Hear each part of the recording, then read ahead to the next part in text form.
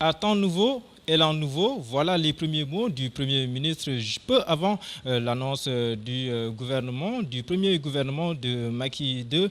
Un gouvernement légèrement resserré avec 50% de nouvelles têtes, 25% de femmes, toutes les régions du Sénégal représentées, 32 ministres et 3 secrétaires d'État. Quel enseignement tirer du premier gouvernement de Macky 2? Pour en savoir un peu plus, nous recevons sur ce plateau de Sénéweb plusieurs invités d'ores et déjà. Sur ce plateau, nous avons le professeur Ngouda Mboup, constitutionnaliste. Professeur, merci d'avoir répondu à notre invitation. C'est moi qui vous remercie. Madame Fatou Ndiaye Diop Blondin, vous avez été ministre. Savez quoi d'être appelé pour des consultations de ce genre? Bonjour d'abord et merci pour l'invitation. Ça fait une très lourde responsabilité sur ses épaules et puis le plonger dans un monde complètement différent. Voilà. Seydina Ndiaye est en face de vous, économiste et expert aussi des finances. Merci d'avoir répondu à notre invitation. Bonjour et merci de m'avoir invité. On va revenir sur cette annonce qui était tant attendue avec Maxime Jean-Simon Ndiaye qui nous annonce la composition du premier gouvernement de Macky 2. Décret 2019-762 fixant la composition du gouvernement. Le président de la République, vu la Constitution, notamment en ses articles 43, 49 et 53, décrète. Article 2, le présent décret sera publié au journal officiel, fait à Dakar le 7 avril 2019.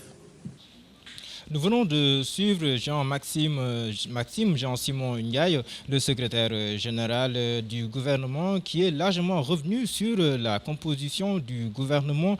Alors, professeur Ngouda Mboup, avec le recul, quelles sont vos premières impressions par rapport à ce gouvernement? Merci beaucoup. Je voudrais d'abord dire qu'il y a deux éléments qu'on peut retenir. Le premier est relatif à la composition du gouvernement par rapport au gouvernement précédent. Je crois que des efforts ont été faits pour rationaliser un certain nombre de ministères, parce que c'est important. Vous savez que la création de ministères est un pouvoir discrétionnaire du président de la République, ce qui revient donc à parfois voir la valse des ministères créés par-ci et par-là. Le président de la République l'avait annoncé via le Premier ministre en parlant de recentrage. Et à cet effet, je pense que des efforts ont été faits.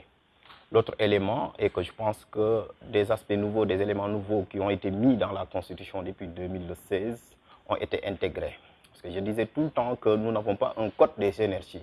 Mais en tout cas, aujourd'hui, nous avons un ministère des énergies. C'est important. Parce que ce qui va venir demain par rapport au pétrole et au gaz a été pris en compte. Je pense que aussi, d'un autre côté, le président de la République a pris un certain nombre d'aspects qui devraient permettre à ce que le Sénégal puisse être stable du point de vue social, sur le plan social. Pourquoi? Parce que j'ai vu qu'il y a un certain nombre de ministères qui ont été créés pour régler un certain nombre de problèmes dus à des tensions sociales. Maintenant, je crois que aussi dans ce qui a été fait dans l'organigramme institutionnel, il y a un certain nombre de chevauchements que je ne comprends pas. Je dis tout le temps qu'on n'a pas besoin de créer un ministère des énergies et du pétrole et de créer un ministère chargé des mines à côté. Ça pose problème, c'est un problème de casting. L'autre élément, c'est le fractionnement du ministère de l'économie et des finances, et donc qui devient un ministère éclaté, alors que j'attendais le président de la République sur un terrain bien précis, c'est le ministère chargé du développement productif. Je n'ai pas vu ça parce que ça pouvait englober et regrouper beaucoup de choses. Mais le ministère des Finances est tellement important que pour le fractionner et l'éclater comme ça, il faudrait quand même donc le justifier véritablement. Au-delà, il y a d'autres aspects que donc, je développerai tout à l'heure. Nous allons y revenir. Le professeur Ngouda Mboup a parlé de stabilité sociale. Il a parlé aussi de recentrage avec 7 ministères qui ont été supprimés. Madame Ndiaye Fatou Ndiaye Blondin Diop, est-ce que vous pensez que ce recentrage-là est vraiment quelque chose de réel dans ce gouvernement? Moi, je dirais que je ne partage pas le fait qu'on ait vraiment diminué les effectifs, ce qui était une demande, parce que de 35 à 32. Pour moi, ce n'est pas significatif. C'était 39, 39 à avec 35. 4 ministres délégués. Voilà. Et il y a toujours, je rejoins par contre cet éclatement de responsabilités qui sont dans le même domaine, comme le ministère de tout ce qui concerne l'énergie, comme tout ce qui concerne les finances. On sent que c'est quand même un gouvernement, encore une fois, politique, avec des arbitrages, avec un équilibre pour régler des questions internes à l'APR, et que moi je ressens un peu le Sénégal qu'on est en train de transformer en mode de gestion comme on gère l'APR, avec un seul capitaine au-dessus et tout le reste qui représente la troupe, les troupes, et qui deviennent des assistants de fait, de par ce découpage. On parle de 25% de femmes. Bon, je dis peut mieux faire. Et aucune femme au niveau des grands ministères. Hein. C'est toujours quand vous regardez l'ordre hiérarchique, vous verrez où se trouvent les femmes. Donc là aussi, peut mieux faire. Vous avez été ministre chargé des nouvelles technologies de l'information et de la communication. Et là, c'est une dame qui est choisie pour diriger le département ministériel consacré au développement numérique. Quelle analyse vous en faites? C'est très bien. Ce n'est pas là la question, le fait que ce soit une femme qui dirige ce ministère. C'est quelle est la place de la politique numérique dans ce gouvernement. Moi, déjà, quand j'y étais, je disais que c'est transverse le numérique. Ça a des incidences dans l'élevage, dans la santé, dans le commerce, dans l'économie. Donc, mettre le numérique sur une petite poche avec des responsabilités et le budget qui va avec, à ce niveau-là, c'est ne pas donner le numérique toute la place que ça devrait prendre en termes d'emploi, en termes de modernisation du pays, en termes de développement. C'est encore une fois peut-être des pans du numérique saucissonnés dans d'autres ministères. Pour moi, c'est cela que ça traduit. À l'époque, c'était déjà le cas, ça a continué et aujourd'hui encore, on change de nom, mais la réalité reste la même de mon point de vue. Voilà, Monsieur Seydina Ndiaye, vous êtes économiste. Le ministère de l'économie et des finances qui a été éclaté. Maintenant, on parle d'une part du ministère des finances et du budget et de l'autre du ministère de l'économie, du plan et de la coopération. Comment vous analysez cet éclatement? Alors, c'est vrai que c'est un éclatement qui est assez, assez frappant. Parce que maintenant, d'un côté, on a le ministère de l'économie et du budget qui s'occupe plutôt des affaires locales et nationales. Et après, on a maintenant un ministère des Finances, du Plan et de la Coopération qui est confié à un banquier chevronné qui est très connu dans la place dakaroise et puis au niveau africain, M. Amadou Hott. C'est vrai que c'est une décision assez lourde de conséquences. Maintenant, on attend de voir quelle sera la trajectoire de la politique économique qui sera suivie. Ce qu'il faut retenir aussi en termes d'analyse, c'est que durant le premier septennat, le septennat du président Macky Sall, on a eu une politique économique qui a été plutôt axée vers une politique de soutien à l'offre, notamment via des investissements lourds, directs étrangers, qui étaient portés par de très grands chantiers comme le TER, comme les grandes infrastructures, comme les autoroutes, etc. Maintenant, on semble se dessiner un virage vers une politique de soutien à la demande, avec ici la clé de voûte d'une meilleure répartition des richesses. Parce que, comme vous le savez, à l'horizon 2021, dans moins de 2 ans, le Sénégal va commencer à exploiter du pétrole et du gaz. Rien que pour le pétrole, on s'attend à 100 000 barils par jour à partir de 2021. Donc c'est une masse financière qui est énorme.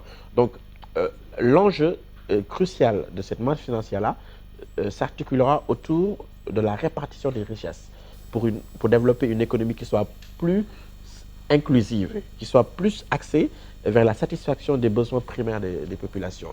Et je pense que c'est l'un des motivateurs du président de la République en mettant en place ce gouvernement-là. Et je rejoins mes deux co-débatteurs. En effet, on est un petit peu plus dans l'expectative que vraiment dans une folle envie de donner quitus à ce gouvernement-là. Parce qu'il y a des efforts qui demandent à être faits. Et surtout, je pense aussi que l'un des motivateurs du président de la République, c'est la recherche de la performance opérationnelle. Parce qu'on a aussi remarqué qu'il y a beaucoup de directeurs généraux qui sont montés maintenant comme ministres.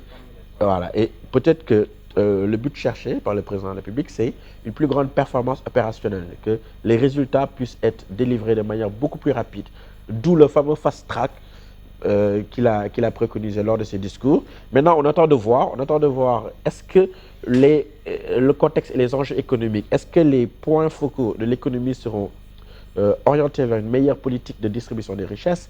Est-ce que la réforme tant demandée de l'administration sera conduite une bonne fois pour toutes? Est-ce que l'assiette fiscale et toutes les réformes fiscales seront conduites à bon escient pour qu'il y ait un meilleur élargissement de l'assiette fiscale et que tout le monde s'y voit un peu plus? Est-ce que le secteur de l'éducation, est-ce que les dépenses sociales, est-ce que le service de la dette? Parce que je vous rappelle que quand vous prenez la loi de finances initiale, qui est à peu près avec un budget de 4 000 milliards, on aura un service de la dette de 832 milliards. Donc c'est plus de 70 milliards d'intérêts de la dette qu'on paiera chaque année, qu'on paie chaque mois. Et c'est en train d'être fait. Donc c'est tous ces points-là qui font que le gouvernement est très attendu et que, bien sûr, la recherche de l'efficacité opérationnelle va être un facteur clé.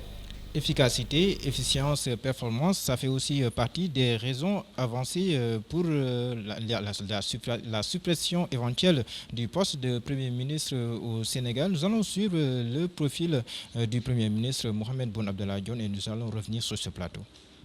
Mohamed Dionne vient d'être reconduit au poste de Premier ministre du Sénégal. Le président Macky Sall l'a nommé cumulativement à sa charge de chef du gouvernement au poste de ministre d'État, secrétaire général de la présidence de la République. Le président de la République,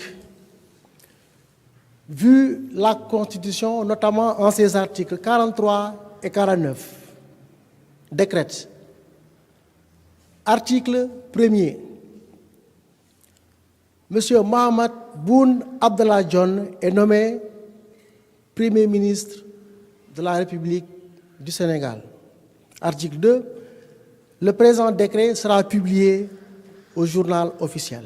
Sa mission urgente, préparer le projet de loi pour la suppression du poste de Premier ministre. Macky Sall imite ainsi Léopold Senghor et Abdou Diouf qui avaient rayé la primature de l'architecture institutionnelle respectivement après la crise de 61 et en 1983. Ce projet de réforme vise l'efficacité dans la conduite des actions du gouvernement. Ce dont il s'agit, c'est pour diminuer les goulots d'étranglement, pour que l'information circule davantage, pour que enfin toute la grande ambition que porte le président Macky Sall à travers le plan Sénégal émergent, et notamment à travers la phase 2 du plan Sénégal émergent, qui est le soubassement programmatique de son action pour ce mandat.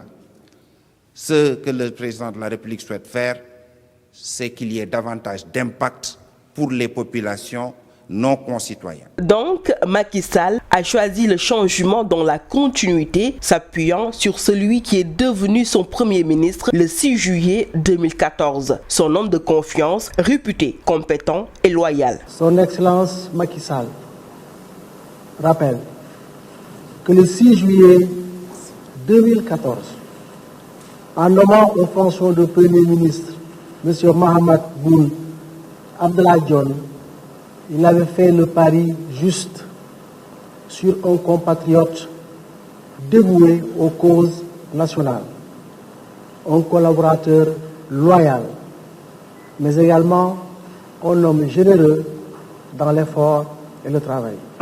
Né le 22 septembre 1959 à Gossas, région de Fatick, Mohamed Dionne a été le directeur de cabinet de Macky Sall, d'abord à la primature, puis à l'Assemblée nationale. Auparavant, cet économiste et ingénieur informaticien a travaillé à IBM France, à la BCEAO et à l'ONU. Il a aussi servi l'État du Sénégal dans le passé comme directeur de l'industrie et à l'ambassade du Sénégal à Paris. Depuis, beaucoup d'eau a coulé sous le pont. Beaucoup d'eau a coulé sous les ponts. Professeur Goudembou, pour la suppression du poste de Premier ministre au Sénégal, une pertinente idée? Pertinente, je ne crois pas que cela soit ainsi, honnêtement. Et j'ai été surpris moi-même parce que le président de la République ne l'avait jamais annoncé. Et au-delà de ça, l'histoire politique, institutionnelle et étatique de ce pays a montré qu'à chaque fois qu'on avait eu à supprimer ce poste, on a eu à le faire revenir. Vous savez pourquoi? Parce que c'est la nature du régime qui est ainsi. Le président de la République a besoin du Premier ministre parce qu'en réalité, le président de la République est politiquement irresponsable. Et dans notre système... Malgré notre régime présidentiel. On n'a pas de régime présidentiel. Ah bon? On a un régime parlementaire. C'est là où le bas blesse. Parce que le régime présidentiel, ce n'est pas un régime où le président domine. Le régime présidentiel, c'est un régime d'équilibre des pouvoirs.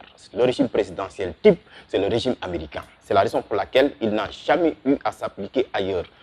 Là où on a essayé de l'appliquer, c'est devenu un régime autoritaire. Le régime du président Senghor, par exemple, en 1962, qui était un régime présidentiel, a permis au président Senghor de déployer tout son autoritarisme par rapport donc à l'opposition, par rapport donc à certaines mesures, notamment l'adoption du code pénal, du code de procédure pénale en 1965, et qui avait quasiment une constitutionnalité douteuse. En Afrique, la déviation du régime présidentiel a conduit à ce que l'on appelle le régime présidentialiste. Mais nous avons un régime parlementaire qui se manifeste à travers 3 éléments. Le bicéphalisme de l'exécutif. Un exécutif à 2 têtes, président de la République, Premier ministre. L'existence de moyens d'action réciproques, le droit de dissolution accordé au président de la République et la possibilité pour le Parlement de mettre en jeu la responsabilité du gouvernement par le moyen de la motion de censure ou bien de la question de confiance. Et l'autre aspect maintenant, c'est la responsabilité politique du Premier ministre devant le président de la République et devant le Parlement. À cet effet, on parle de régime parlementaire dualiste. C'est-à-dire, c'est l'évolution du régime parlementaire qui est ainsi. Le régime parlementaire est né en Angleterre. Il était au début un régime parlementaire moniste, où le chef de l'État n'avait pas de prérogatives énormes. D'abord, là-bas, c'est une reine. Donc, mais avec l'évolution, on a eu un régime parlementaire dualiste. Le président de la République a pris du poids politique et son élection aussi donc, est venue changer et dénaturer un peu le système. Mais dès lors que l'on supprime la primature, je rappelle que la notion de primature a été mise dans le dictionnaire français par le président Senghor. C'est une spécificité sénégalaise. Nous devons nous en glorifier. Et donc, si nous supprimons le poste de Premier ministre, le gouvernement va sauter. On n'aura plus de gouvernement, qui est une institution à travers l'article 6. On changera le régime parce que dans le régime présidentiel, il n'y a pas de gouvernement. Et le président de la République risquerait de s'exposer parce que s'il a donc l'Assemblée nationale qui a une autre coloration, c'est-à-dire qu'il n'y a pas de concordance de majorité entre le président de la République et l'Assemblée nationale, ça risque d'instaurer une instabilité institutionnelle ou un régime ou une crise de régime. Voilà, ça va entraîner aussi la modification de plusieurs articles de la Constitution. Est-ce que cela ne va pas, vous l'avez insinué tout à l'heure, est-ce que cela ne va pas davantage exposer le président de la République et le président de la République et le surcharger davantage puisqu'il a beaucoup de choses à gérer? C'est ça le problème. Vous savez, dans notre système, toutes les analyses, tous les rapports disent qu'il y a l'hypertrophie des pouvoirs du président de la République. Qu'il faudrait d'ailleurs diminuer. La charte des assises nationales l'avait recommandé. La constitution qu'avait adoptée la Commission nationale de réforme des institutions sur commande du président de la République l'avait demandé. Mais à ma grande surprise, le président de la République, il va renforcer ses prérogatives.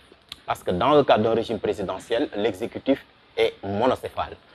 Le président de la République exerce l'entièreté du pouvoir exécutif. Il n'y a même pas de gouvernement. Il n'existerait que de secrétaire d'État.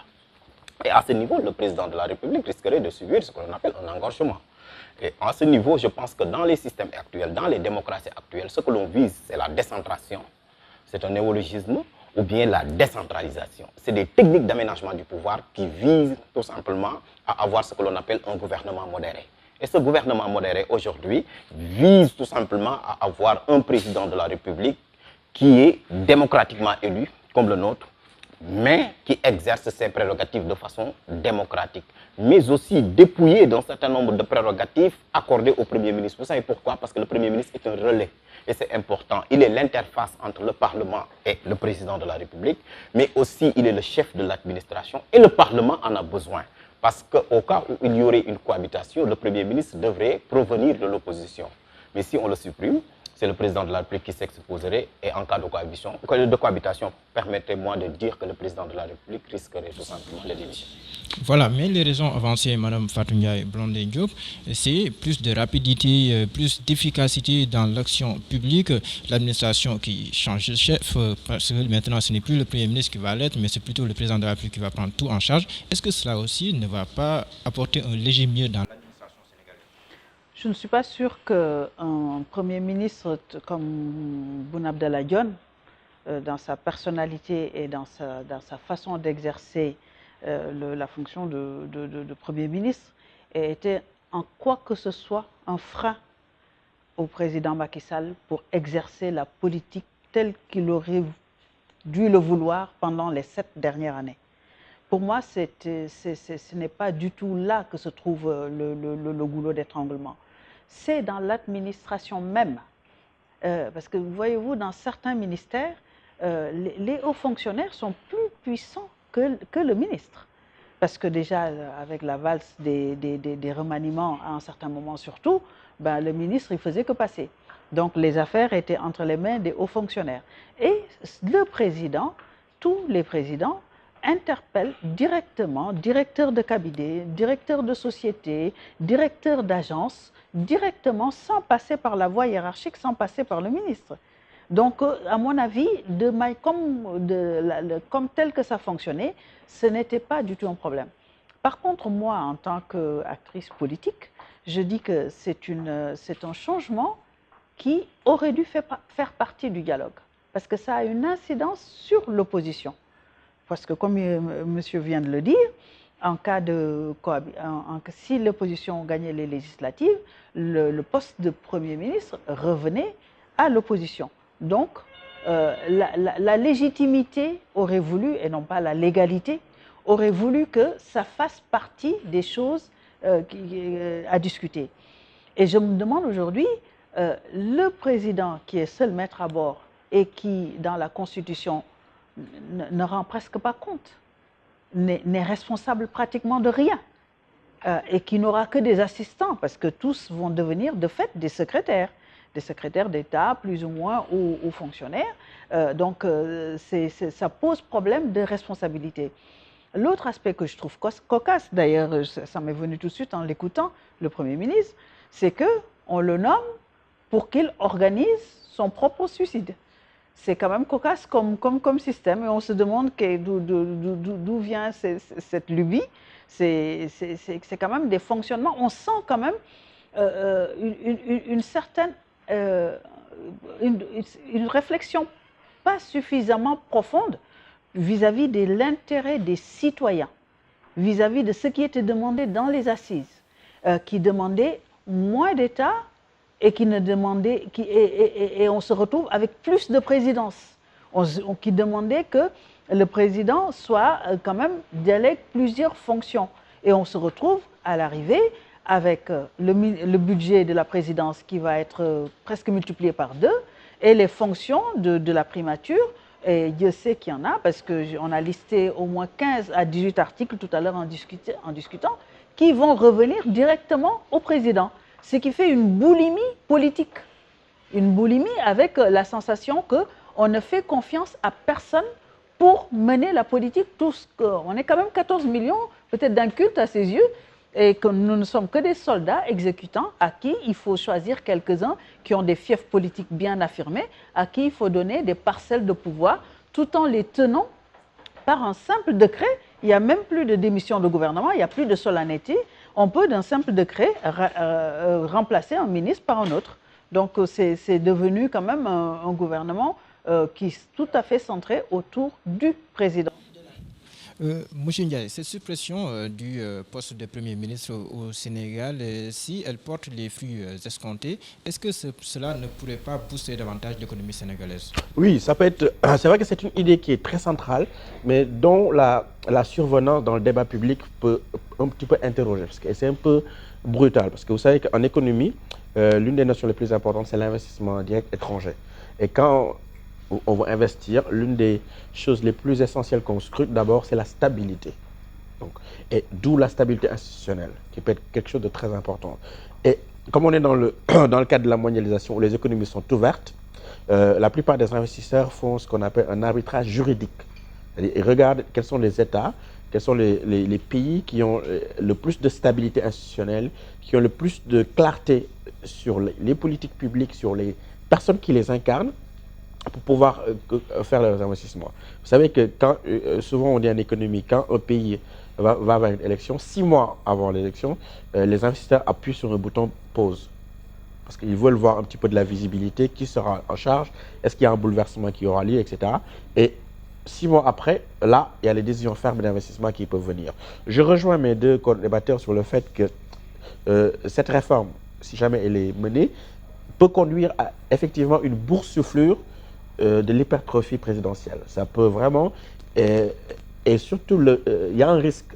C'est un risque d'absence de fusibles. Un risque de prise directe entre le président de la République et directement les concitoyens, etc. Vous prenez l'exemple de la France. Actuellement, il y a une lame de fond du mouvement des Gilets jaunes, mais le Premier ministre Édouard Philippe est toujours infusible. Si jamais demain, l'exécutif se trouve encore un petit peu plus à la radicalité des mouvements, il peut avoir la main de changer le Premier ministre, d'essayer de faire une nouvelle recomposition politique, etc. Et tout ça peut aller dans le sens d'une plus grande stabilité institutionnelle. Mais en économie, le critère le plus important, c'est la stabilité, la lisibilité. Et tout à l'heure, en discutant avec le professeur Mboup, il nous a expliqué qu'il y a plus de 15 à 18 articles de la Constitution qui seront modifiés suite à ces changements-là, qui est un changement lourd. Parce que c'est un changement qui va modifier les institutions du pays. C'est un changement qui, peut-être, parce que demain, un investisseur, vous savez, le pétrole et les gaz, ou un investisseur quelconque souhaiterait savoir exactement quelles sont les compétences juridiques de tel ministre, etc. Si demain, il n'y a plus de ministre que des secrétaires d'État, quelle est maintenant l'autorité à qui il faut faire confiance, etc. Donc, c'est toutes ces questions-là qui méritent effectivement d'être soulevées, mais je vous rejoins sur le fait que si le président de la République estime qu'en supprimant l'échelon du Premier ministre, les choses vont aller un peu plus vite dans la nouvelle dialectique du fast-track, etc., dans l'acte, on peut regarder. Mais ce qu'on peut dire, c'est que l'essentiel, c'est de garder de la stabilité institutionnelle, de ne pas changer la Constitution à chaque fois, de bouleverser la structure. Alors, professeur, est-ce que ce gouvernement est bien dosé du point de vue des équilibres? Nous avons vu que toutes les 14 régions du Sénégal sont représentées, 25% de femmes, 50% de nouvelles têtes. Est-ce que les équilibres sont bien pris en charge dans ce nouveau gouvernement? Je pense que l'équilibre, il est constitutionnel. Moi, je ne suis pas d'accord qu'on dise que chaque région doit avoir un ministre. Hein, parce que le ministre, il est le ministre de la République. Il sert toute la nation. Maintenant, le président de la République a jugé nécessaire quand même d'insister sur l'aspect de la question de la territorialité. C'est important. Moi, là où c'est intéressant, c'est que voilà, le Premier ministre a parlé donc de l'aspect genre, par exemple, les femmes qui entrent au gouvernement, etc. Et même à ce niveau, je pense que quand même, il y a encore un effort supplémentaire à faire quand même. Parce que moi, je pense que dans ce pays, on a des femmes qui sont très compétentes et qui devraient quand même pouvoir offrir leurs services, n'est-ce pas, à ce pays-là. L'autre aspect aussi, c'est entre personnes âgées ou non, je parle de jeunes par exemple, il y a des jeunes qui ont fait leur entrée aussi dans le gouvernement, c'est important. Et l'autre aspect aussi, je pense qu'on n'a jamais eu quand même, il y a le ministre de la Jeunesse, donc c'est une femme quand même. Donc c'est une nouveauté, c'est intéressant quand même pour montrer quand même que la jeunesse, ce ne sont pas seulement les garçons, mais aussi donc les filles, etc. Maintenant, je pense que dans l'organigramme institutionnel aujourd'hui, il faudra attendre le décret de répartition des services pour pouvoir comprendre ce que l'on met dedans. Le contenu, c'est important. Voilà. Le contenu, il y a de nouvelles têtes, mais il y a aussi des technocrates qui font leur entrée, même si ce sont des technocrates un peu colorés politiquement. Est-ce que cela aussi n'augure pas d'un lendemain meilleur dans l'exécution des politiques publiques au Sénégal? Enfin, c'est ce qu'on espère, hein, parce qu'on a 5 ans à tirer là. Donc c'est très important, chaque jour compte, parce qu'on prend beaucoup de retard pour cause d'élections dans ce pays. On prend beaucoup de retard dans des réformes structurelles très très importantes pour que l'économie marche.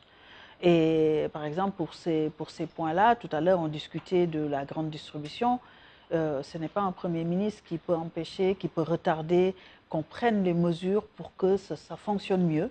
Donc, on espère quand même qu'on ne va pas perdre du temps et que effectivement, ce qu'ils semblent vouloir, le fast-track, pour moi, c'est des slogans. Quand on commence, parce que depuis 2012, quand même, on a l'habitude, hein, voilà, on a l'habitude des slogans. Ça a commencé par les patries et les partis, ça allait aller très vite, comme disait Mimi, tout ça. À l'arrivée, Accélération de la cadence. Voilà, à l'arrivée, c'est au niveau de l'administration qu'il y a lieu de travailler pour que tout ça, toute la musique marche. Donc on espère que, comme disait tout de suite Mboup, que le décret de répartition des services va éclaircir tout cela. Il y a aussi les directions générales, il y a les agences, il y a tout ça. On attend aussi qu'est-ce qui sera fait, est-ce qu'il y aura des rationalisations? Est-ce qu'il y aura, voilà, qu'est-ce qui va changer à ce niveau-là? Parce que l'appareil aussi, c'est beaucoup dans les agences, hein, pour aller vite. C'est la trouvaille qu'avait faite Maître Abdoulaye Wade, hein, pour aller vite. Donc aujourd'hui, c'est sans enlever le Premier ministre pour aller vite. Bon, on attend toujours que ça aille vite et c'est tout le bien qu'on peut espérer pour le Sénégal. Seydina Ndiaye, si on examine un peu l'état des choses économiquement au Sénégal, le taux de croissance qui est actuellement à 7,2%, le succès du bureau consultatif de Paris pour l'État sénégalais avec près de 8 000 milliards récoltés par l'État du Sénégal, est-ce que cela aussi ne rassure pas davantage? Est-ce que cela ne devrait pas rassurer les Sénégalais sur leur avenir, l'avenir de leur pays au plan économique? C'est une excellente question. Déjà, on n'a pas encore récolté les 8 000 milliards, on espère bien, mais c'est des promesses. Des intentions, oui. Voilà, c'est des promesses d'investissement. Effectivement, d'un point de vue strictement économique, le cadrage macroéconomique est solide, puisque depuis 4 ans, on a une croissance qui est supérieure à 6. L'année dernière, on était à 6,8. Et tout à l'heure, en regardant encore la loi des finances initiale, on projette le taux de croissance en 2019 à 6,9. Maintenant, il y a un problème central qui s'est posé durant ces 4 dernières années, c'est l'inclusivité du taux de croissance. Est-ce qu'on a une croissance qui est assez inclusive? Et quand vous analysez justement les mécanismes du taux de croissance, on se rend compte que c'est plus à 2/3 tiré par le secteur tertiaire. Parce que quand vous prenez les PIB du Sénégal, vous avez 15%. 15%, ça représente le secteur primaire, tout ce qui est élevage, agriculture, etc. Ouais. Donc vous prenez le secteur secondaire, c'est 20%, donc ça fait 35%. Et les 65% qui restent, c'est le secteur tertiaire. Donc c'est le secteur qui est dominé par les puissances multinationales étrangères. Et avec la parité du franc CFA par rapport à l'euro, c'est des secteurs qui induisent une expropriation et surtout un travestissement de l'économie par le biais de la composante étrangère, par tout ce qui est service qui est retenu. Ce qui fait que quand vous avez un taux de croissance de 6,5%, vous enlevez les 2,5%, il va vous rester moins de 1,9%. Donc si vous corrigez ce taux de croissance-là avec l'inflation qui est gérée au niveau communautaire par la Banque centrale de 1% à peu près, parce qu'on a une inflation qui est très basse, ce qui reste vraiment, après le croît démographique que j'ai rappelé tout à l'heure, ce qui reste vraiment dans le panier de la ménagère, dans les dépenses courantes des familles, etc., c'est quelque chose de l'ordre qui est assez négligeable. Donc c'est ça qui fait qu'on croit, mais il n'y a pas de développement. C'est un trou noir en économie de croissance et développement. Maintenant, pour corriger ce fait-là, il faut aller vers une meilleure industrialisation du pays, en passant de la matière première extraite au sous-sol jusqu'aux produits raffinés. Donc c'est ça l'enjeu majeur. Et surtout, on a cet enjeu majeur-là au moment où on a les découvertes de pétrole et de gaz. Donc ça permet une formidable opportunité de croissance où il faut diversifier l'économie, où il faut aller vers plusieurs leviers de croissance et surtout agir pour une croissance inclusive.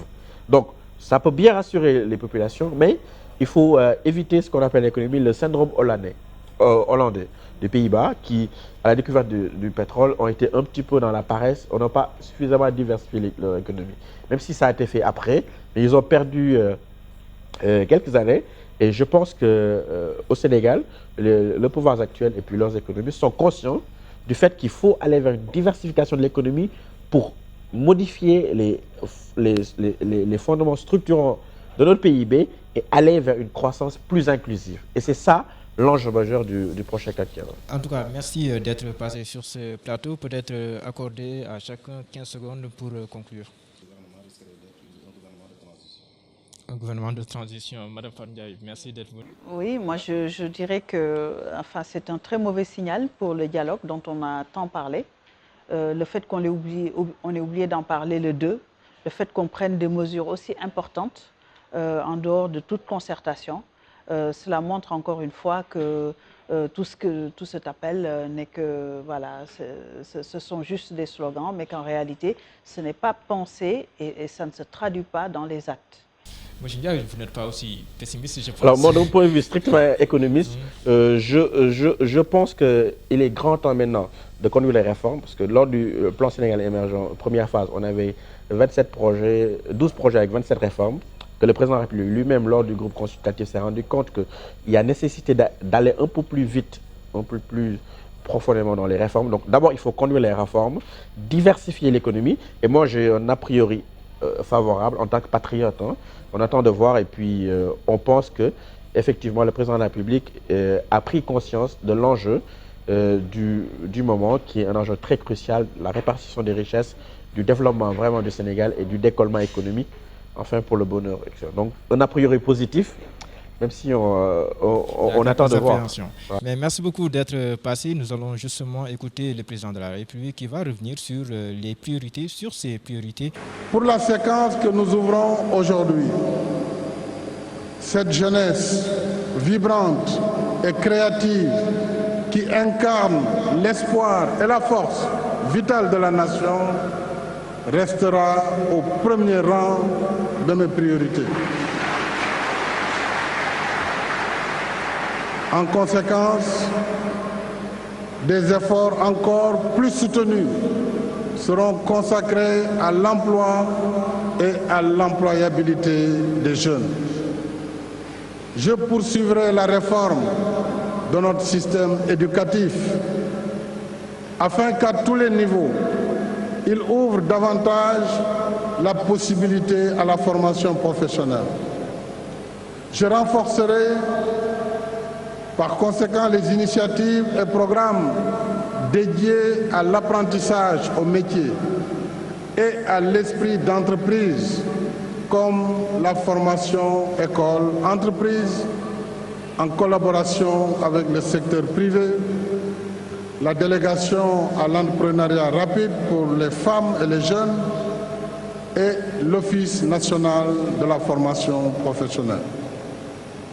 De même, le réseau des centres de formation professionnelle et technique sera étendu à raison d'un centre au moins dans chacun de nos 45 départements. L'ADER et le Fonds de garantie des investissements prioritaires soutiendront davantage les jeunes créateurs de start-up, en particulier dans l'économie numérique.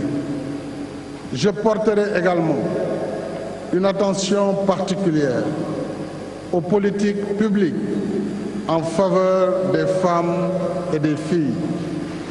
Nous venons de l'entendre, le président de la République se prononcer sur ses priorités, éducation, emploi des jeunes, mais surtout lutter contre l'insalubrité, la réforme de l'administration, une réforme plus poussée pour plus d'efficacité dans l'exécution des politiques publiques. Pour en parler, nous recevons sur ce plateau M. Farba Senghor, ancien ministre. Farba Senghor, merci d'avoir répondu à notre invitation. Merci, bonjour à tous les spectateurs et à tous ceux qui sont aussi ici présents autour de la table. Et comment se porte Mbolo Askan Wi? Bon, Mbolo Askan Wi, nous avons participé à l'élection présidentielle en soutenant le président de la République, puisqu'au début de la campagne, il nous avait demandé donc de lui donner une main. Et je pense que Mbolo Askan Wi est présent sur la scène nationale. Paris réussi donc. Et nous allons y revenir. Monsieur Cheikh Diop de la CNTS-FC, vous êtes le secrétaire général de la CNTS-FC. Merci d'avoir répondu à notre invitation. Merci de votre invitation à cette prestigieuse émission. Mohamed Sissé, vice-président de l'ASCOSEN, l'association des consommateurs du Sénégal. Nous sommes tous membres. Oui, bien sûr, tout le monde est consommateur, mais nous sommes consultés pour vous défendre. Et vraiment, je félicite mes co-débatteurs et salue tous les téléspectateurs. Monsieur Farba Senghor, vous venez d'entendre le président de la République se prononcer sur ses priorités, l'éducation, l'emploi des jeunes, réforme de l'administration, entre autres questions. En ce moment-là, Il en parle après 7 ans au pouvoir. Est-ce que ce n'est pas un peu tardif? Est-ce que ce n'est pas trop tard de le dire? Vous savez que dans nos pays, tout est à refaire, tout est à faire. Il y a un gap très important dans tous les domaines. Donc il revient à ceux qui nous gouvernent de s'atteler à résorber ces gaps. Ce n'est pas facile. Donc je pense qu'il n'est jamais trop tard parce que nous sommes dans une phase de construction nationale.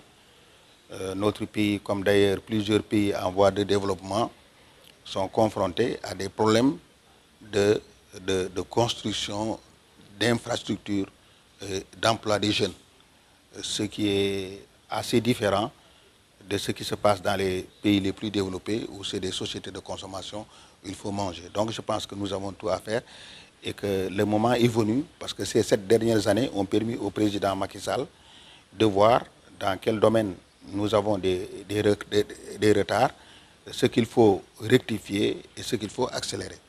Parce qu'en réalité, comme lui-même il l'a annoncé, il a un mandat de 5 ans donc à faire. Et pendant ce mandat-là, tout ce qu'il n'a pas pu faire, il faut qu'il le réalise. Les chantiers qu'il a déjà commencé, il faut qu'il les finisse. Et également, je pense qu'il a d'autres chantiers pour que demain, quand il quittera le pouvoir, je ne sais quand, à ce moment-là, il pourra dire que voilà cette grande œuvre, donc c'est l'œuvre, c'est mon œuvre. Donc je pense que ce n'est pas trop tard et c'est le bon moment parce qu'il faut travailler, il faut toujours donc à chaque fois travailler pour résoudre les problèmes qui se posent à notre société.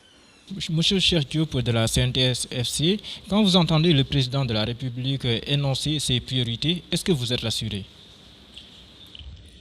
On peut dire que les priorités qui sont déjà dégagées nous emportent notre adhésion. Maintenant, je pense que nous devons tous travailler pour que ces priorités soient une réalité. Le Sénégal connaît en ces élections, à mon avis, une expérience démocratique que nous n'avons jamais vécue et qui ouvre des perspectives pour le pays, pour la démocratie en général, pour l'économie, mais également pour une classe politique solidaire. Aujourd'hui, le président Macky Sall est à son 2e et dernier mandat. C'est la première fois au Sénégal que nous vivons une telle expérience. Un président qui vit son dernier mandat, qu'il le sache et que le peuple le sache. Ça, c'est important et cette expérience, nous ne l'avons jamais vécue. Ça veut dire aujourd'hui que le président doit véritablement imprimer à ce dernier mandat la réalisation des espérances du peuple. Les pistes qu'il vient de dégager sur la jeunesse, sur l'emploi, sur l'employabilité des jeunes, sur les femmes, je pense que ça concerne les acteurs sociaux que nous sommes au plus haut niveau. Nous nous sommes toujours battus pour que le Sénégal ait un système éducatif performant. Nous avons toujours conservé le même système éducatif depuis la colonisation. Il est grand temps qu'on adapte notre système éducatif à nos réalités et à nos objectifs propres. De ce point de vue, l'école doit être au centre des préoccupations. La formation doit être au centre des préoccupations. Nous avons... Justement, parlant de l'école, pardon de vous interrompre, Serigne Mbaye Thiam n'est plus ministre de l'Éducation, il cède sa place à Mamadou Talla. Est-ce un bon choix pour vous? Nous pensons que oui. C'est un bon choix dans la mesure où, au niveau de ce département, les choses étaient devenues difficiles entre les acteurs et la tutelle. Ça, il faut quand même le reconnaître. Aujourd'hui, cette tactique qui vient d'être posée nous rassure dans la mesure où nous pensons que bien des choses dans ce secteur vont être débloquées. Notamment, je pense déjà à la situation des inspecteurs et inspectrices de l'enseignement qui est le corps d'élite de ce secteur, qui se trouve dans d'énormes difficultés depuis le mois de mai dernier, depuis 1 an pratiquement. Ce secteur est à son énième plan d'action sur des questions qui pouvaient être réglées facilement. Pourquoi? Parce que le Premier ministre de l'époque Mohamed El Actuel, avait déjà rencontré ce syndicat, discuté et dégagé des pistes de solutions. Jusqu'au moment où je vous parle, ces pistes de solutions tardent et pourtant nous pensons qu'il est bien possible de trouver des solutions. Il y a bien des choses également qui devraient avancer dans ce secteur. Je ne suis pas en train de juger le ministre sortant, mais je dis bien que c'est une situation qui doit nous profiter parce que l'actuelle tutelle du département de l'éducation, nous l'avons connu ouvert parce que nous avons travaillé avec lui sur un programme qui importe beaucoup au syndicat, c'est-à-dire la formation école-emploi, la réforme du système éducatif dans ce domaine. Parce que nous avons toujours revendiqué l'adéquation formation-emploi. Et dans ce domaine, nous sommes en train d'enregistrer quand même des difficultés. Les universités thématiques qui sont en train d'être élaborées dans tous les secteurs nous rassurent et sont conformes à nos préoccupations. Le programme formation-emploi, école formation-emploi aussi rentre dans ce cadre. Donc, un homme qui a eu à initier un tel programme réussi, nous pensons que, compte tenu de son ouverture, au niveau de l'éducation, nous allons très rapidement enregistrer des avancées. Mohamed Cissé, est-ce que les préoccupations du consommateur sénégalais sont prises en charge? D'après ce que j'ai entendu, c'est plutôt une ambition, l'école, la formation. Mes attentes pour le nouveau gouvernement, il y a un nouveau ministre du Commerce qui a été installé, qui va être installé, qui est une femme du Sérail, parce que commissaire aux enquêtes économiques, qui a eu quand même ancienne directrice du commerce hier, mais avant qu'elle soit directrice, elle était chef régional dans plusieurs régions. Je peux parler de Thiès, de Fatick, et elle a eu à passer à la primature avant d'atterrir au niveau de la direction du commerce extérieur. Donc, je crois que, étant pratiquant, commissaire aux enquêtes économiques, nous attendons à ce que les choses se passent facilement. Avec une bonne équipe mise en place, je crois que les consommateurs pourront quand même s'attendre à des avancées sur la qualité de la consommation, sur des commissions qui étaient en attente. Je parle de la commission qui est en charge de la qualité, qui est une commission très importante, qui a été créée depuis longtemps et qui ne fonctionnait pas comme il fallait. Et les textes code de la consommation, donc il y a des dossiers qui sont en attente et j'attends quand même à ce que ce ministère-là prenne en charge tous les dossiers qui étaient en attente pour le bonheur des consommateurs. Voilà. Monsieur le ministre, un des faits marquants de ce gouvernement fraîchement formé par le président Macky Sall, c'est que ceux qui l'ont rejoint entre-temps, qui étaient des pontes du PDS ou d'autres partis de l'opposition, n'ont pas été servis dans ce gouvernement, ils n'ont pas été nommés. Quelle lecture vous en faites? Bon, je pense que ceux qui soutenaient le président ne le soutenaient pas pour avoir des postes. Ils le soutenaient pour l'aider à avoir un second mandat afin de réaliser ses ambitions pour le Sénégal. Deuxièmement aussi, je crois que ce gouvernement est un gouvernement de transition qui va durer le moment que les réformes se réalisent à l'Assemblée nationale, parce que vous n'ignorez pas que le Premier ministre, le poste de Premier ministre va être supprimé et que le président va directement gérer donc les membres du gouvernement et les ministres. Donc je crois qu'à ce moment-là, un autre gouvernement se formera et le président aura le temps de faire une relecture de la situation d'ensemble et de mettre chacun à la place qui s'y est. Parce que c'est le président qui est élu.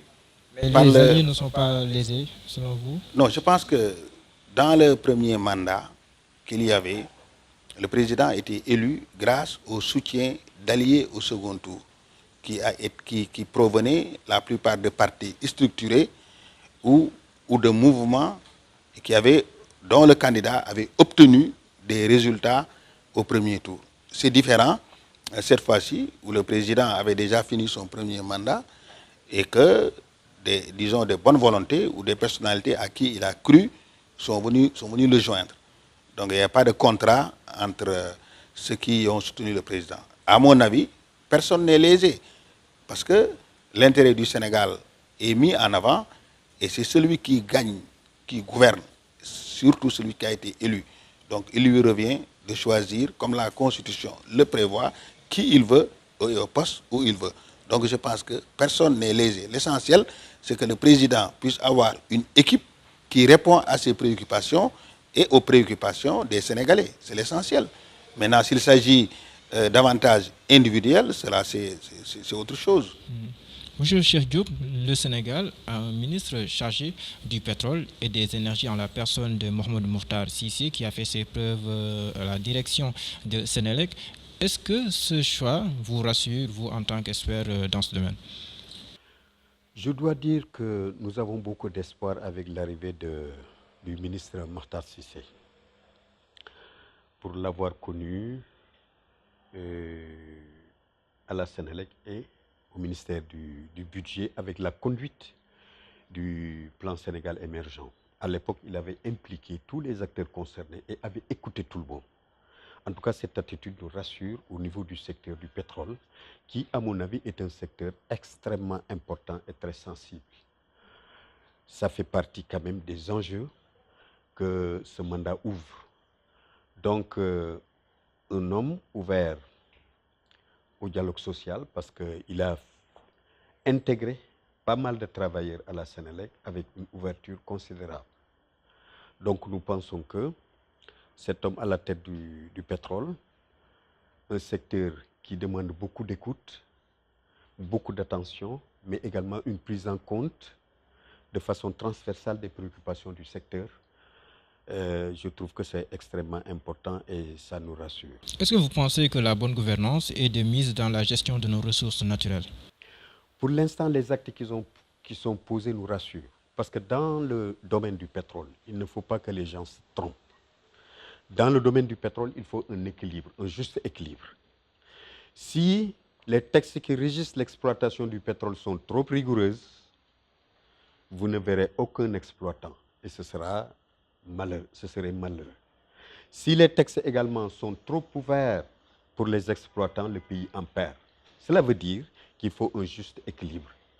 Est-ce que le nouveau code pétrolier prend en charge ce juste équilibre dont vous parlez? Le code pétrolier dont vous parlez, nous n'avons pas encore exploité correctement, mais nous avons des bribes d'informations. Les bribes d'informations que nous avons sont en train quand même de prendre en compte cette préoccupation, surtout pour ce qui concerne le local content. Parce que le local content dans le domaine du pétrole, de l'exploitation, est un élément extrêmement important. J'allais dire même que c'est l'élément qui nous intéresse le plus. Il faut que ce local content-là soit bien élaboré. Il faut que ce local content-là prenne en compte les préoccupations du capital privé sénégalais, surtout. Mais nous pensons également qu'il y a dans notre constitution, qui est votée récemment, un article qui nous rassure. Et nous avons besoin de connaître très rapidement la loi organique qui régit cet article, qui parle de nouveaux droits citoyens pour les localités qui abritent des ressources minières. C'est extrêmement important et c'est une préoccupation.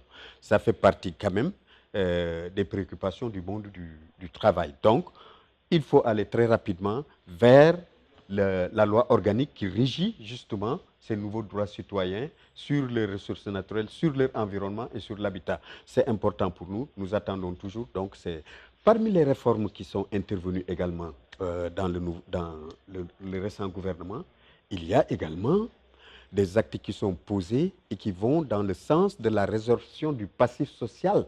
Ce lourd passif social dans les chemins de fer, il y a eu des changements. Au niveau également de l'éducation, on l'a dit tantôt, parce qu'il y a un dossier très lourd dans l'éducation. Mais au-delà de ce dossier lourd, il y a un cas préoccupant. 2 professeurs de l'école du lycée John Fitzgerald Kennedy qui sont privés de salaire depuis plus de 85 ans.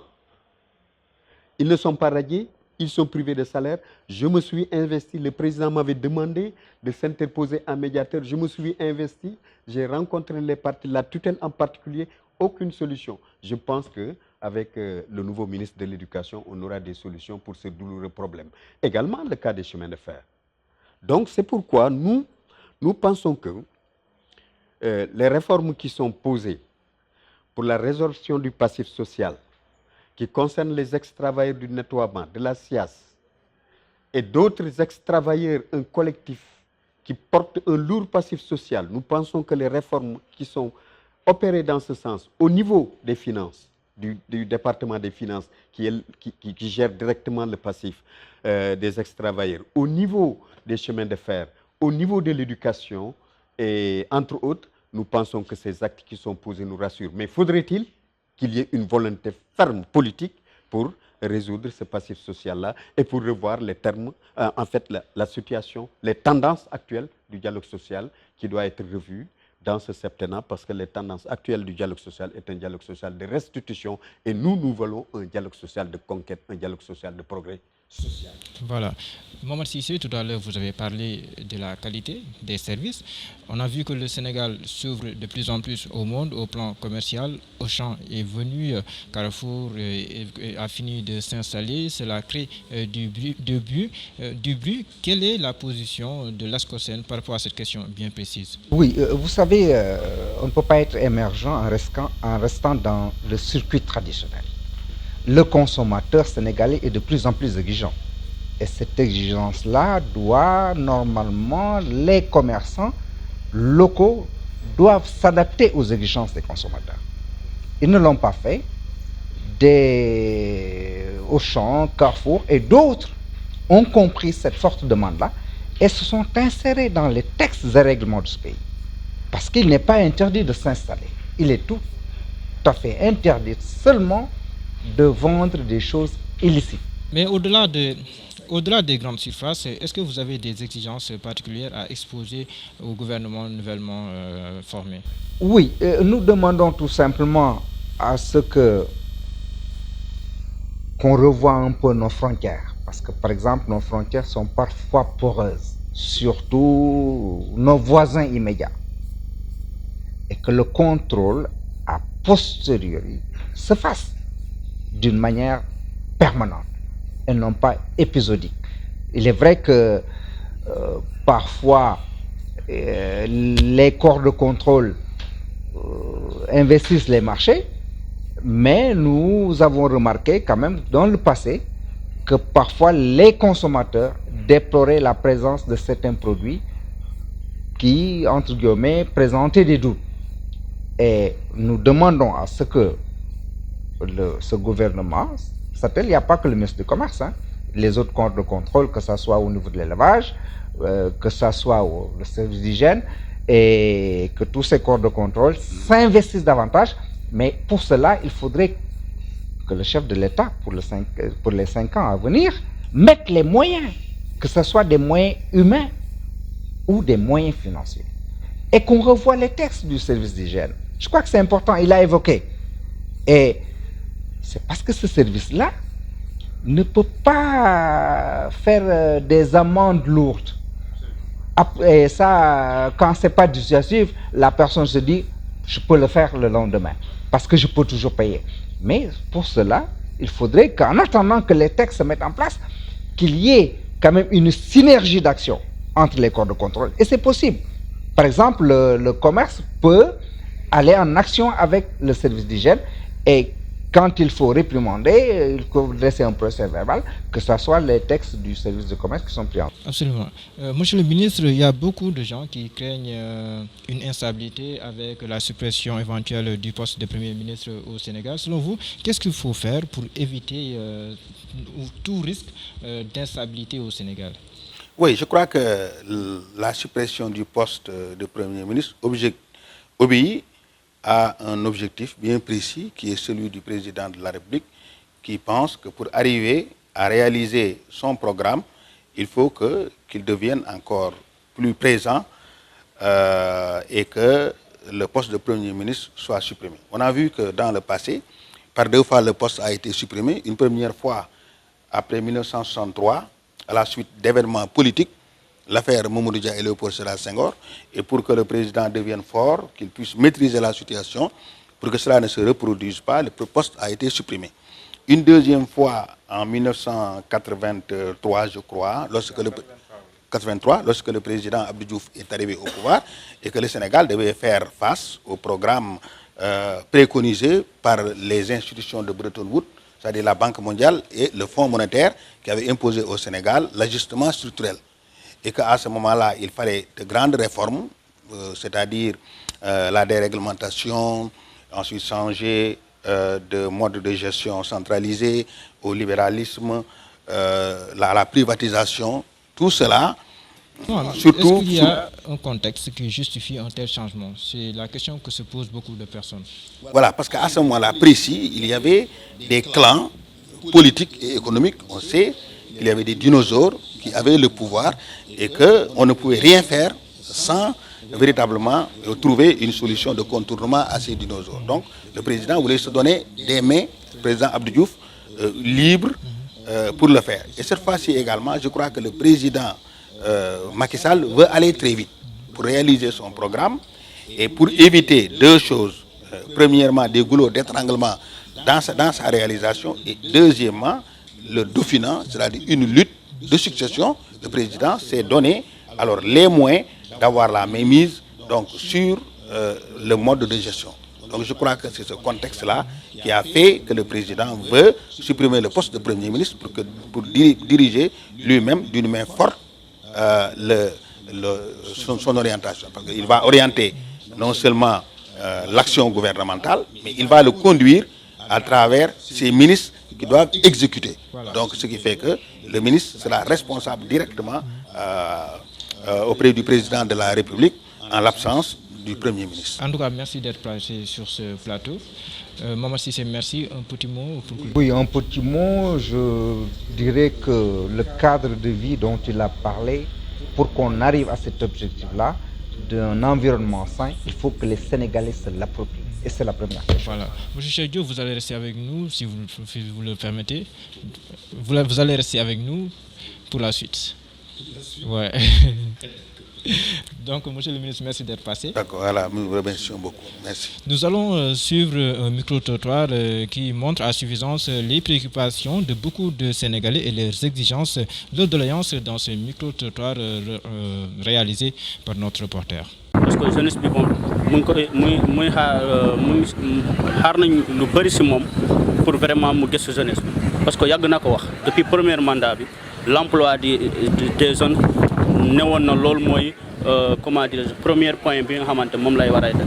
ndax am na lu fi amoon ci yeneen dëkk yi ba tax ñu bëri bëggoon dem génn bouger te yàlla def na ko am na Sénégal lu dëkk yëpp soxla Sénégal am na ko muy or muy pétrole muy gaz xam nga ressources yu bëri Sénégal tey am nañ ko kon ñun tey war nañ mën a fexe ba jeunesse bi li muy jël ñii di dugg gaal di dem wuti feneen ci dëkk tubaab yi yeneen réew yi tey ñu toog Sénégal. Côté formation sur l'opérationnalité, je crois que c'est très important parce que le constat qu'on fait, moi que de jour en jour, nous on voit que le taux de chômage augmente.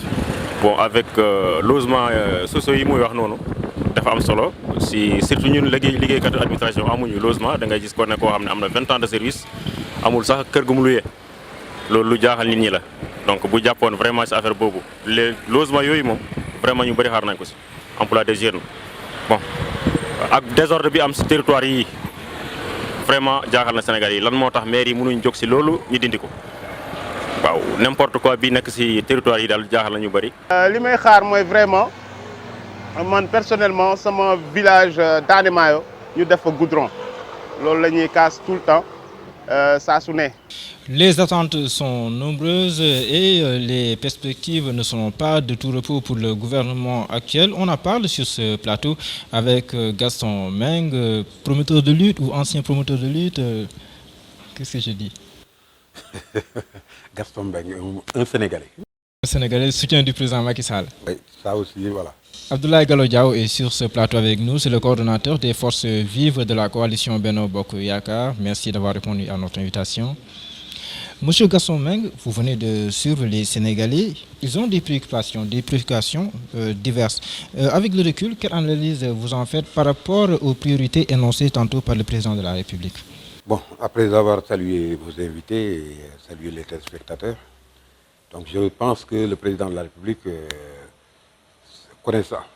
Il est très conscient de ce qui se passe actuellement au Sénégal, raison pour laquelle il a pris les décisions qu'il a prises et qu'il a annoncées lors de son investiture.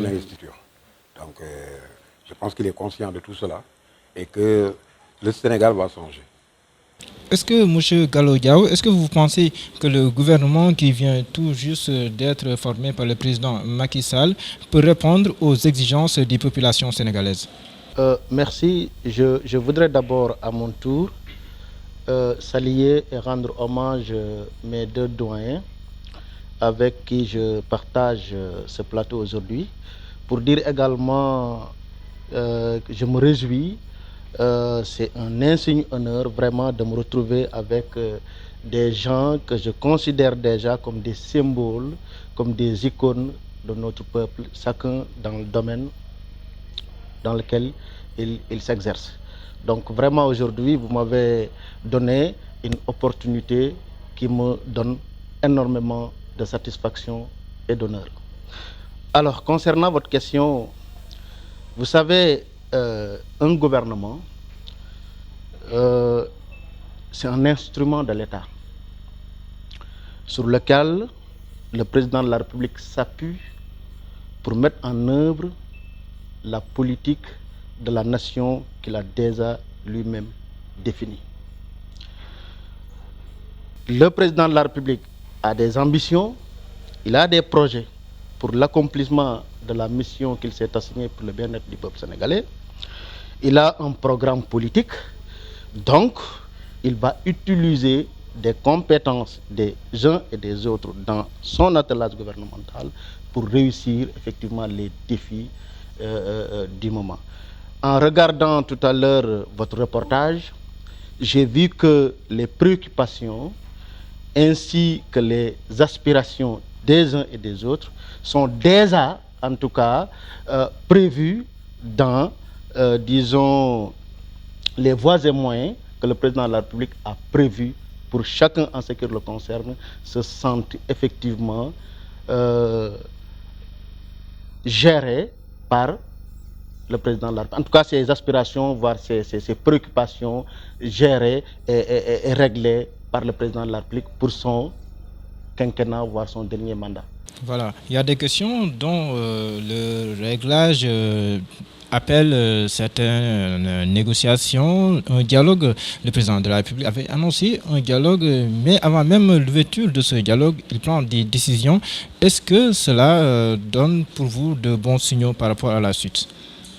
Je pense que pour certaines décisions, ça a été un hic pour l'appel au dialogue.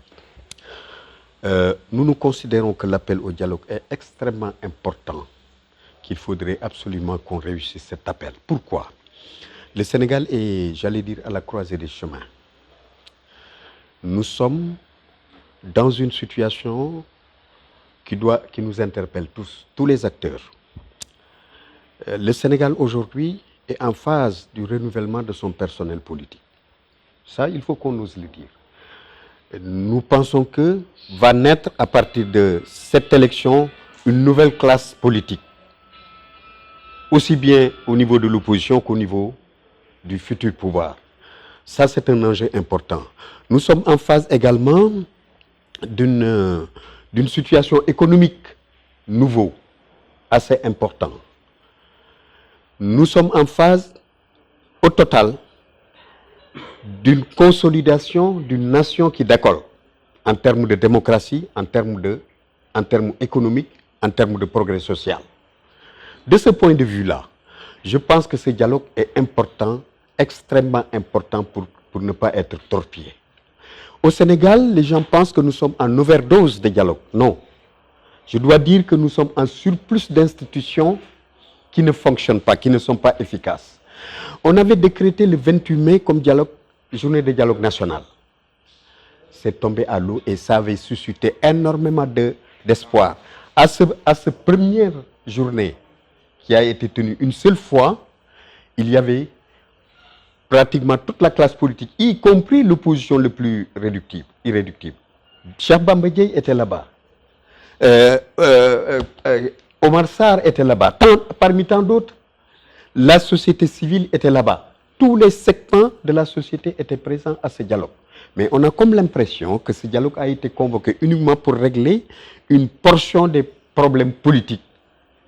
L'économie, le social, les politiques publiques sont tombés à l'eau. Je pense que c'était un excellent cadre qu'il faut ressusciter. Mais il faut rassurer les gens pour qu'une fois ce cadre ressuscité, tout le monde puisse le rejoindre et dire son mot. Ça ne fera que du bien pour le peuple. Je pense que ce dialogue-là doit être tenu et que tout le monde doit y être présent parce que ce n'est pas un dialogue de Macky Sall. À mon avis, compte tenu des enjeux que je viens de décrire, le pétrole qui est là, beaucoup d'autres enjeux, les réformes politiques qu'il va falloir apporter pour consolider notre démocratie, méritent la présence de tous et l'intervention de tous pour que le peuple soit témoin, que tout le monde est là et que chacun s'est exprimé pour l'intérêt du peuple. De ce point de vue, c'est extrêmement important et nous devons être toujours présents. Gaston Mbengue, est-ce que les termes du dialogue ne sont pas faussés d'avance? Non, je ne trouve pas, parce que bon, c'est le président qui a initié le dialogue. Et aussitôt après l'avoir initié, il y a parmi l'opposition qui disent qu'on ne vient pas, d'autres disent qu'ils viendront et tout ça. Mais ça ne doit pas empêcher le pays de marcher. Ça ne doit pas empêcher le président à travailler. C'est lui qui a initié le dialogue. Le dialogue aura bel et bien lieu, que ce soit aujourd'hui ou demain. Mais il faut que les choses bougent, il faut que le pays travaille. Le président, c'est lui qu'on a élu, c'est lui le président de la République, qui a été élu par le peuple sénégalais. Donc, il n'est pas là pour attendre le dialogue pour pouvoir démarrer son boulot. Un autre fait marquant, Aly Ngouille Ndiaye est toujours ministre de l'Intérieur. Oui, parce que le président lui fait confiance. Contrairement aux exigences de l'opposition. Oui, mais il n'y a pas encore de dialogue, parce qu'il faut qu'il vienne d'abord autour d'une table dialoguer et essayer de convaincre le président en face pour avoir gain de cause. Mais on ne peut pas rester là-bas, faire de l'opposition et demander au président « sortez-moi telle personne ou sortez-moi telle personne ». C'est le président qui a été élu. Il nomme qui il veut. C'est lui qui a été élu. On ne peut pas être battu dans les élections et imposer son dictat. Il faut qu'on soit sérieux. Bon, on est dans un pays où tout le monde parle, on aime trop les trucs d'opposition et tout ça. Mais il faut qu'il sache que c'est le président Macky Sall qui a été élu. Il nomme les personnes qu'il veut, tout en les invitant à dialoguer. Il a 5 ans. Il fait son dernier mandat. Il ne cherche que le bien du Sénégal. Mais il faut qu'on l'aide à réussir cela. Voilà. Monsieur Gallo Diao, ce gouvernement, on a parlé tantôt, qui vient d'être mis en place avec l'annonce de la suppression du poste de Premier ministre au Sénégal. Finalement, est-ce que cela ne donne pas raison à ceux qui pensent que le président de la République impose plus qu'il ne dialogue? Non, je ne le pense pas. Je voudrais juste rappeler une chose concernant ce dialogue. Naturellement, dans toute forme de démocratie, le dialogue constitue la sève nourricière. Le dialogue constitue un socle, voire même le puits dans lequel on doit puiser toute forme de consensus, voire de concertation. Le président Macky Sall a une fois manifesté cette volonté de dialoguer, de concerter. Mais il se trouve que nous sommes dans un pays où, quand on est de l'opposition, on a toujours tendance à tout refuser, sans aucune raison valable. Parce que tout simplement, on est de l'opposition, on doit à chaque fois contraire le président de la République ou s'opposer à sa politique. Je dois également dire que ce dialogue constitue une condition à l'état actuel des choses, comme l'a dit mon doyen Cheikh Diop, au moment où on a découvert par-ci par-là du pétrole, du gaz, de l'or, ainsi de suite. Cette situation, ce nouveau contexte attire toute les aspirations. C'est normal donc qu'aujourd'hui qu'on initie un processus de dialogue, de concertation. Comme le président Senghor le disait à son temps, diso ak napkati, diso ak beykati, diso ak samukati. C'est ça notre tradition. Mais là, on a un président qui n'est pas reconnu par les 4 autres candidats. Non, on est en politique. Malheureux, le président de la à la République, c'est le président de la République qui a été élu par le peuple sénégalais. Donc c'est lui qui dispose des prérogatives constitutionnelles de gouverner ce pays. Et l'opposition également dispose des prérogatives prévues par la Constitution de s'opposer à la politique du président de la République. Mais ce que nous voulons, nous, en tant que jeunes, conscients, lucides et sereins, qu'on ait une opposition constructive, une opposition qui participe à l'élan populaire pour développer ce Sénégal. Mais ce n'est pas une opposition dont la seule préoccupation c'est de reconquérir à un court terme le pouvoir. Nous devons dépasser cette façon d'opposition. Alors donc, concernant la suppression du poste de Premier ministre, là aussi, c'est une initiative qui va être matérialisée par une réforme constitutionnelle. Le président de la République, élu, réélu avec 58,26%, qui a déjà un programme qu'on appelle le PSE, Plan Sénégal émergent, dont la première phase, la première étape a porté énormément de fruits dans tous les domaines et dans tous les secteurs, au profit et au bénéfice du peuple sénégalais. Donc on est dans le deuxième mandat du président de la République, qui coïncide avec la deuxième phase et la deuxième étape du plan Sénégal émergent, et le président de la République l'a déjà annoncé dans ses discours précédents. Donc, il se trouve, lui, à son niveau, qu'il est plus efficace, il est plus efficient, voire rationnel et même équilibré, de supprimer ce poste de Premier ministre pour effectivement permettre à l'action gouvernementale d'être plus efficace, comme il a dit, rappelez-moi les propos, fast track, rapidité dans l'action gouvernementale.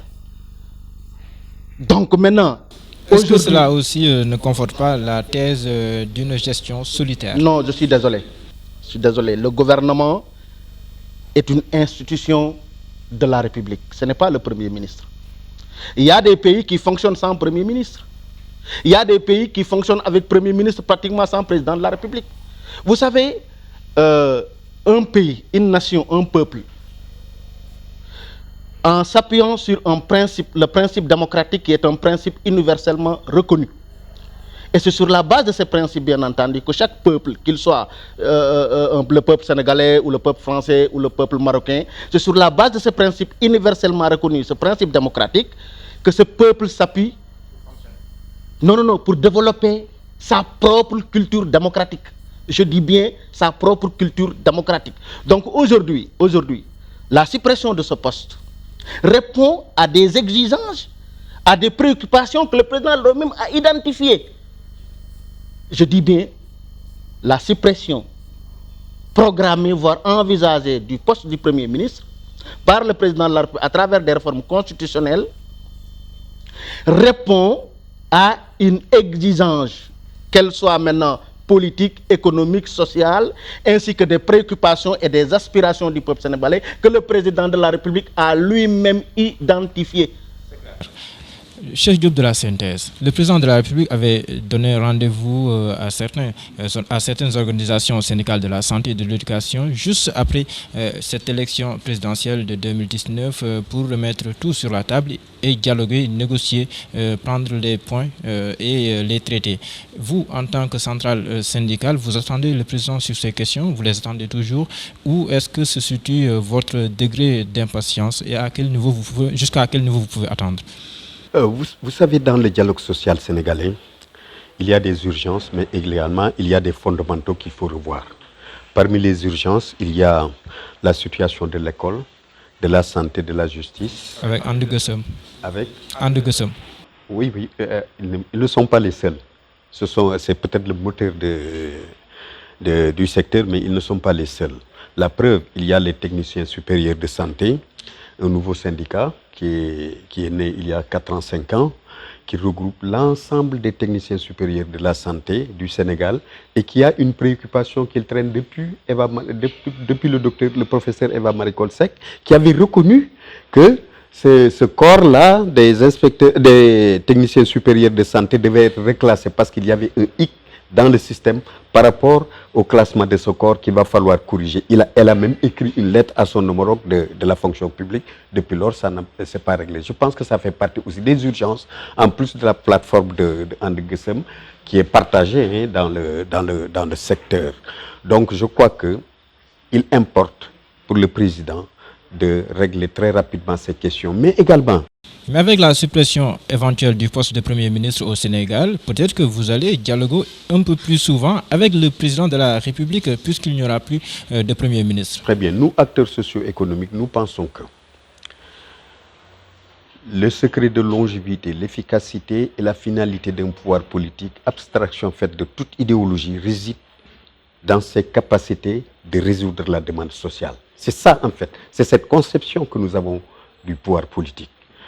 Qu'il y ait un poste de Premier ministre ou qu'il n'y ait pas de poste de Premier ministre, que ce soit un régime présidentiel ou un régime parlementaire, pour nous, la finalité, c'est de résoudre. Parce que la démocratie, la politique a pour finalité le progrès social. Donc l'efficacité, c'est ça que nous cherchons. C'est vrai, avec le Premier ministre Boun Dionne, on a pu poser des actes assez importants à l'époque, au niveau du syndicat des inspecteurs, comme je l'ai dit tantôt, mais également au niveau d'autres secteurs. Aujourd'hui, est-ce qu'il y a des risques de remous ou de tensions sociales dans les jours à venir si le président de la République n'agit pas? Ce qui est sûr, c'est que si un signal fort n'est pas donné sur des questions urgentes, il y aura très certainement d'ici le 1er mai, et le 1er mai s'approche. Donc je pense qu'il est temps qu'on règle les questions urgentes au niveau de l'éducation, de la justice et de la santé, très rapidement, qu'on ouvre des négociations pour discuter. Ça ne peut pas attendre un gouvernement qui va se former peut-être dans N mois. Je pense que c'est une question. Mais maintenant, au-delà de ces questions urgentes, le dialogue social sénégalais a pris des tendances qu'il va falloir corriger. Et ces tendances, nous l'avons prises depuis les politiques d'ajustement structurel que quelqu'un a évoquées ici, qui nous avaient imposé un certain nombre de choses et qui génèrent aujourd'hui toutes les revendications et tous les remous que nous connaissons dans les secteurs sociaux de la santé, de l'éducation et de la justice. Parce que les bailleurs de fonds nous avaient imposé de ne plus recruter dans la fonction publique. Un certain nombre de choses qui font qu'aujourd'hui, toutes les revendications portent justement sur la normalisation de ces corps-là qui avaient été recrutés d'une certaine manière. Donc il faut qu'on s'asseye pour discuter sur les accords qui sont signés qui ne sont pas respectés, sur les engagements pris qui ne sont pas respectés, sur les droits des travailleurs expoliés, parce qu'il y a des travailleurs qui ont été en justice avec leurs employeurs, qui ont gagné leur procès et qui n'arrivent toujours pas à rentrer dans leurs détails. Il y a des travailleurs à qui les entreprises sont fermées et qui doivent un lourd passif qui ne sont pas réglés. Je crois qu'aujourd'hui, tous les dialogues sociaux sénégalais tournent autour de ce passif et ça c'est négatif parce que nous devons opérer à un dialogue social de progrès qui parle d'acquis, qui parle de conquête sociale, qui parle de renforcement du pouvoir d'achat des travailleurs et du renforcement de l'emploi. Mais aujourd'hui, nous ne sommes en train de dialoguer que pour qu'on nous restitue les droits qu'on nous a confisqués. Donc ce dialogue social-là, il va falloir impérativement au courant des premières années de ce mandat rectifier ce dialogue social-là. Monsieur Gaston Mbengue, vous attendiez peut-être Aminata Touré revenir à la primature. C'est Boun Dionne qui a été reconduit. Est-ce que vous êtes déçu par cette décision? Ah, non. Vous savez, Boun Dionne a bien travaillé. Hein. Boun Dionne, de par sa loyauté, de par sa sincérité, tout envers le président, pouvait rester. Moi, j'ai toujours dit que, au-delà de Boun Dionne, moi, je ne vois que Aminata Touré. Si Boun Dionne devait quitter, je ne voyais que Aminata Touré. Mais ça ne veut pas dire que Aminata Touré devait remplacer Boun Dionne, parce que Boun Dionne est tellement loyal avec le président que le président ne peut pas se séparer derrière lui. D'ailleurs, la preuve, aussitôt le changement annoncé, il a mis Boun à ses côtés comme collaborateur, qui va être à ses côtés en tant que secrétaire général de la présidence. Il ne peut pas se séparer de Boun. Néanmoins, il faut aussi reconnaître à Aminata Touré cette loyauté-là. Elle est très loyale envers le président. Aminata Touré a été sorti de la primature depuis 5 ans. On a vu d'autres premiers ministres, d'autres ministres qui sont sortis et qui sont allés créer des partis et tout ça. Aminata Touré est resté intacte avec le président. Et bon, moi j'aime les gens loyaux. Matar Ba qui reste toujours ministre des Sports, un choix logique. Très logique. Matar Ba a réussi vraiment sa mandature, c'est-à-dire les 4 ans qu'il est resté. Dans le secteur, toutes les disciplines sportives le sentent. Ils sentent Matar. Matar il a fait de bons résultats. De très bons résultats. On est qualifié partout. On a eu l'arène nationale, on a vu l'arène. De toute façon, il a été vraiment bien soutenu par le PSE et que les sportifs, tout le monde est content de lui. Moi, je lui décerne satisfaction. Voilà. Mais de toute façon, ce qui est sûr, c'est que tous les collaborateurs du président doivent être loyaux. Comme Boun et Aminata Touré. Là. Comme le Parti socialiste aussi. Comme le Parti socialiste. Le Parti socialiste qui reste toujours au gouvernement avec ses 2 ministres. Comment vous entrevoyez l'avenir du Parti socialiste? Mais ce serait une réponse, disons, peut-être éloquente mais subjective, parce que je ne peux pas dire que l'avenir du Parti socialiste ne soit pas un avenir radieux. Et même dans Benno Bokk Yakaar. Pardon? Même dans Benno Bokk Yakaar. Vous savez, nous sommes membres à part entière de Benno Bokk Yakaar. Nous sommes parmi les actionnaires politiques au premier plan de Benno Bokk Yakaar. Donc, nous avons préféré. Vous savez, la conquête du pouvoir, c'est une question de stratégie. Soit vous restez dans l'opposition pour conquérir ou reconquérir le pouvoir dans la sphère politique de l'opposition. Ou bien vous participez à une mouvance présidentielle dans la structure du pouvoir et pour ensuite se consolider dans cette structure du pouvoir en vue maintenant de reconquérir, parce que l'ambition du Parti socialiste, encore une fois, de reconquérir le pouvoir, c'est une ambition qui reste intacte. 2024, qui reste intacte, je dis bien, que ça soit en 2024 ou en 2030 ou en 2045. C'est une question de court, moyen ou long terme. Voilà. En tout cas, merci d'être passé sur ce plateau de Seneweb. Merci beaucoup Gaston Mbengue. Merci beaucoup Abdoulaye Gallo Diao. Merci beaucoup Cheikh Diop de la CNTS FC. Merci à vous aussi de nous avoir suivis. Le gouvernement a été formé. Maintenant, le premier conseil des ministres du gouvernement de Macky 2 est prévu ce mercredi. Merci de nous avoir suivis. À très vite.